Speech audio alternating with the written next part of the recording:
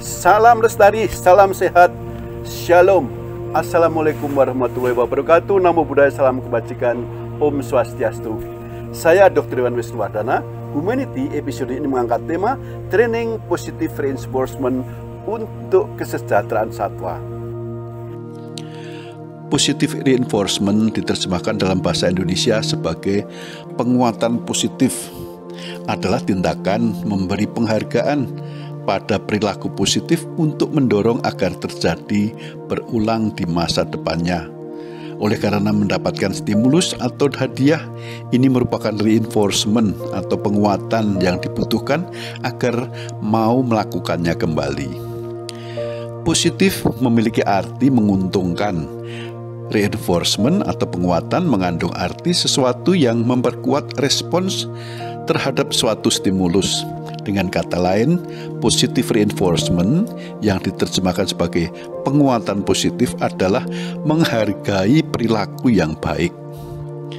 Penguatan positif sering digunakan dalam psikologi, dalam pendidikan, pengasuhan anak, dalam percakapan sehari-hari, dan bahkan dalam pelatihan hewan. Teori psikologi perilaku ini pertama kali dikembangkan oleh Bruce Frederick Skinner. Menurut Skinner, penguatan positif dapat digunakan untuk mengubah perilaku sesuai yang diinginkan. Dalam kesempatan ini kami membahas penguatan positif bagi satwa. Aplikasi dari teori ini sangat bermanfaat bagi pengelolaan kesejahteraan satwa, terutama dalam rangka perawatan kesehatannya. Pada umumnya, hewan takut kepada manusia karena memang manusia sering berperilaku seperti predator yang membuat hewan yang tidak mengenalnya merasa tidak nyaman dan takut. Namun begitu biasanya, hewan akan terbiasa kepada orang yang dia kenal dan yang memberinya pakan setiap hari. Melalui orang yang sudah biasa dekat hewan itu, kita bisa mengkondisikan kebiasaan perilaku yang kita inginkan. Perilaku apa saja yang kita inginkan melalui penguatan positif untuk merawat kesehatan satwa? Perilaku yang diharapkan bagi primata besar dan beruang adalah perilaku sederhana seperti membuka mulut, memberikan tangannya untuk dielus-elus. Bagi herbivora besar seperti gajah, perilaku membuka mulut, mengangkat kaki atau duduk bersimpuh sungguh merupakan hal yang tidak mudah. Bila mana satwa sudah mampu membuka mulut secara sukarela, ini sudah merupakan kemajuan berarti. Melalui hewan membuka mulut, dokter hewan bisa melakukan kontrol kesehatannya. Apakah mukosa mulutnya sehat? Adakah mengalami anemia? Ada lisio atau sariawan di rongga mulut? Mengenai kesehatan giginya, adakah gigi yang belum tumbuh, patah, atau berlubang? Dan bisa memperkirakan umur hewan dan informasi kesehatan lainnya yang berharga. Bagaimana hewan membuka mulutnya secara sukarela? Yaitu melalui penguatan positif, yaitu hewan distimulasi dengan memberikan pakan kesukaannya seperti buah atau gula-gula sebagai hadiah. Bila mana dia melakukan sesuai yang kita inginkan, dia akan mendapat hadiah atau reward. Pekerjaan ini dilakukan secara terus-menerus, maka akan menjadi kebiasaan perilaku yang menguntungkan untuk perawatan kesehatan bagi hewan. Pelatihan ini memerlukan kerja keras dan kesabaran dan harus dilakukan secara terus-menerus. Kebiasaan penting lain adalah memberikan tangannya secara sukarela dan tidak takut melihat jarum suntik.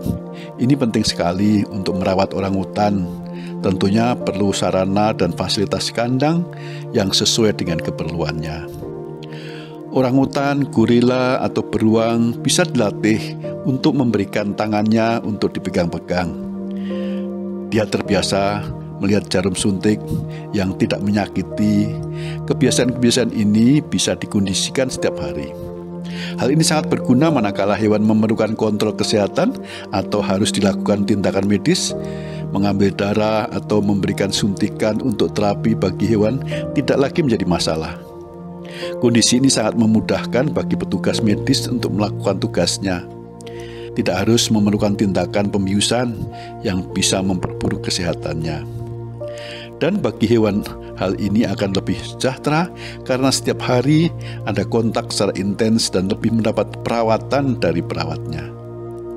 Dengan cara ini, satwa di lingkungan lembaga konservasi akan mudah dilakukan perawatan dan dengan begitu akan terjaga kesejahteraannya. Hewan terbebas dari rasa sakit, cedera, dan penyakit, serta terbebas dari rasa takut dan stres pada saat dilakukan pemeriksaan kesehatannya. Penguatan positif ini bisa dilakukan juga terhadap hewan-hewan besar seperti pada gajah, badak, onta, dan hewan lainnya. Membuka mulut gajah sungguh tidak mudah. Tapi melalui pelatihan penguatan positif, hewan bisa melakukan kebiasaan-kebiasaan baik ini secara sukarela tanpa hewan harus mengalami stres.